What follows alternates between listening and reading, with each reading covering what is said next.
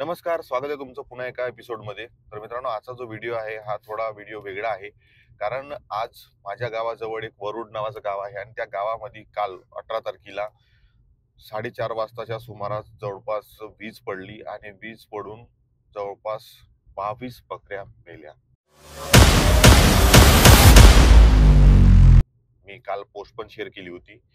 तर आज त्यांना आपण भेट द्यासाठी जाणार आहोत आणि त्या स्पॉटवर जाणार आहोत जिथं त्या बकऱ्या मरण पावल्या. आपण बघू कसं काय आहे. आणि खूप दुर्दैवाची गोष्ट आहे की त्या जो मजूरदार आहे ज्याचं घर त्या बकऱ्याच्या भरोश्यावर चालत होतं, आज त्याच बकऱ्या म्हणजे 22 बकऱ्या म्हणलं तर छोटी अमाऊंट नाही आहे, खूप मोठी अमाऊंट आहे. तर त्या तो जो घात झाला आणि त्यांच्यावर जे काही दुःख आहे ते आपण कुठं ना कुठं आपल्या व्हिडिओच्या माध्यमातून आपण प्रयत्न करू की त्यांची थोडीफार कुठं ना कुठं मदत होईल आणि शासनापर्यंत हा विषय पोहोचला पाहिजे आणि शासनाची जी मदत आहे त्यांच्यासाठी त्यांना मिळावी, हाच उद्देश आहे. तर आज मी मारेगावून निघालो आणि वरुड या रस्त्याने आहो. माझ्या गावावरून म्हणजे मारेगाववरून जवळपास 5 ते 6 किलोमीटर अंतरावरती आहे आणि त्या व्यक्ती आहे, शेतकरी म्हणू किंवा मजूरदार म्हणू, त्याचं नाव आहे भारत भाऊ गेडाम. त्याला आपण आता भेट पण देऊ आणि त्या स्पॉटवर जाऊन पण पाहणी करू की कशा प्रकारे काय झालं आणि काय नाही, या सगळ्या गोष्टीची माहिती आपण या व्हिडिओमधून घेऊ. तेव्हा व्हिडिओमध्ये कंटिन्यू राहा.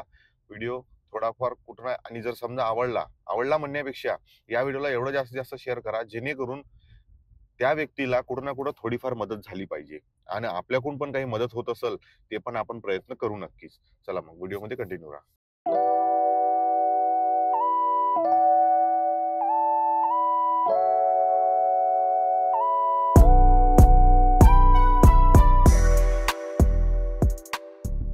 तर मंडळी, हे आहे वरुड गाव आणि इथंच बाजूला आहे. आता आपण जाऊ तिथपर्यंत, बघू कुठं काय झालं आहे ते. एक इथं मित्र आहे, नातेवाईक आहे योगेश म्हणून, त्याला भेटू आणि जमलं तर त्याला घेऊनच आपण जाण्याचा प्रयत्न करू.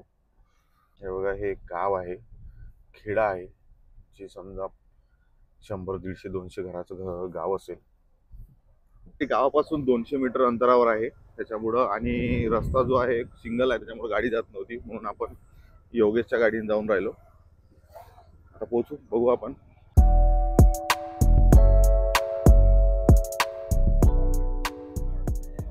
पकडून होता जो अर्थ झाडानं बायपास झाला तिथला. हा हा, तसं झालं. तर म्हणजे तुम्ही बघू हा झाडाला आत पकडून अर्थ त्या झाडाकडून बायपास. बघू शकता, हे झाड आहे, ज्या झाडाखाली तो उभा होता. आणि जसं आहे बकऱ्या, पाऊस सुरू झाला तेव्हा पावसापासून वाचासाठी कोणीही एखादा व्यक्ती आहे जो झाडाच्या खाली जाते, आणि झाडाच्या खाली तो गेला आणि तिथं थांबून होता. पण अचानक वीज पडली आणि बकऱ्या तर गेल्या. त्याला पण थोडा भारी झटका बसला आणि तो पण आपल्या म्हणजे दवाखान्यामध्ये नेऊन त्याला सलाईन वगैरे दिल्या. आता तो रिकवर आहे, पण त्या बिचाऱ्याचा जीव वाचला, हे खूप चांगली गोष्ट म्हणू शकतो. पण वाईट गोष्ट अशी का, आज 22 बकऱ्या गेल्या, त्याच्यातल्या 2 बकऱ्या दुसऱ्याच्या होत्या आणि 20 बकऱ्या ज्या आहे त्या त्याच्या स्वतःच्या होत्या असं म्हणलं जात आहे. आता बघू आपण इथं कसं काय आहे ते. काही गावकरी पण थांबले आहेत इथं.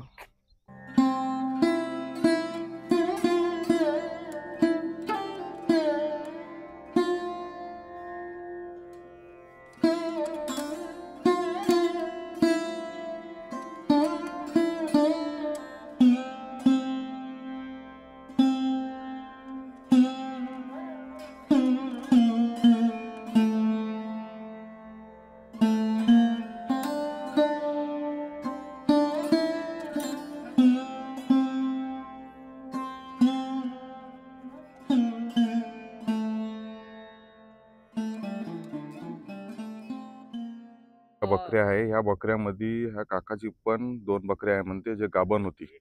एक बकरी होती जे गाभण आहे, ही वाली.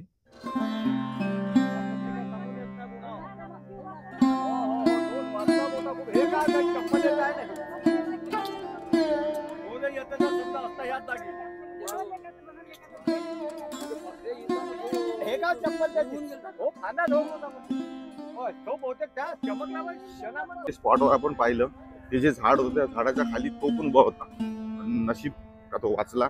त्याला काहीच नाही झालं.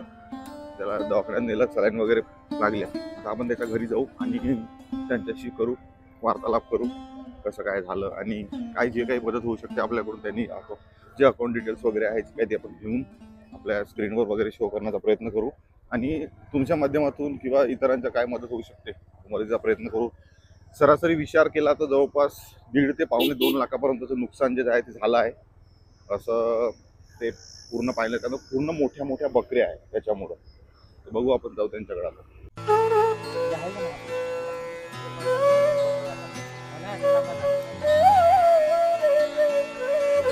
तर मंडळी आता आपण भारत भाऊ यांच्या घरी बसून आहोत. तर आज त्यांच्याकडूनच जाणून घेऊ की कसं काय झालं आणि किती नुकसान त्यांचं झालं त्यांच्याकडून जाणून घेऊ आपण. तर भारत भाऊ मला सांगा, तुमचं पहिलं नाव सांगा आणि कसं कसं काय झालं तिथं आणि तुमचं किती नुकसान झालं हो, आता हे थोडं सांगा. माझं नाव आहे भारत तुकाराम गेळा. अचानक पाऊस आला आणि वीज पडली. 22 नगर एकूण मरण पावले. मी बी पण मंदातच होतो बकऱ्याच्या. मी अर्थिंगच्या यानं सुटून गेलो. बाकी बकऱ्या वाचल्या. 22 नगर मरण पावले. काही बकऱ्या शिल्लक आहे. 22 नग म्हणजे जवळपास 1.5-2 लाखाचं नुकसान झालं आपलं. हो, नुकसान आहे. हा. त्याच्यामध्ये 2 नगर बारचे आहे, 20 नगर माझे आहे. हो हो, तसं पता लागला आम्हाला. तिथं आम्ही गेलो त्या जागेवर, तिथं होते एक काकाची म्हणे एक हो. म्हशी बकरी होती जी गाभण होती म्हणे हो, आणि त्यातल्या खूप साऱ्या बकऱ्या ज्या आहेत त्या गाभण होत्या म्हणजे गाभण होते. हो. हा. त्याच्यामुळं असं समजू की आपण डबलच नुकसान झालं. हो, 22 चं समजा हो. 30 पर्यंत नुकसान झालंच झालं हो. आपलं.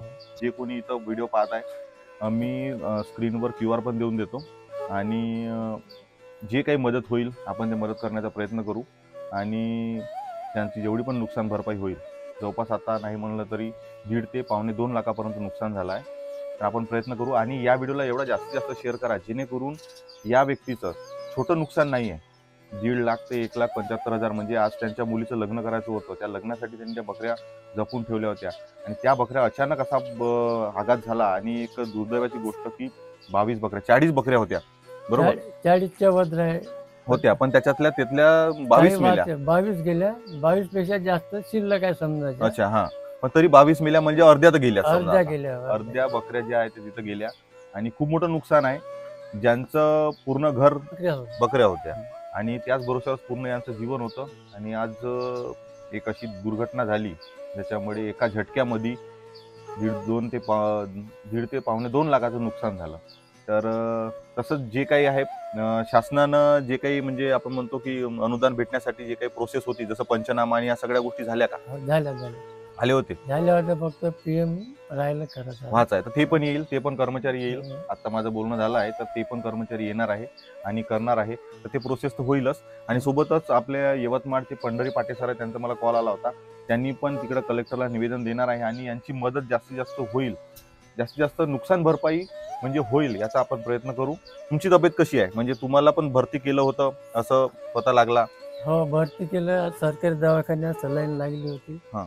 माझी तब्येत बी सध्या आहे. काही तेवढं हे नाही. हा, ठीक आहे. पण बकऱ्या गेल्या पण यांचा जीव वाचला. असो, माणसाचा जीव वाचणं खूप गरजेचं आहे आणि नशीब म्हणा की ते वाचलं आणि तुमची चप्पल पण तिथं मला दिसली, मी पाहिली. चप्पल होती. हो, चप्पल होती म्हणूनच समजून घ्या जीव वाचला. कारण ते अर्थिंग कनेक्ट नाही झाली. त्याला काही हरकत नाही. जीव वाचला हे खूप महत्वाचं आहे.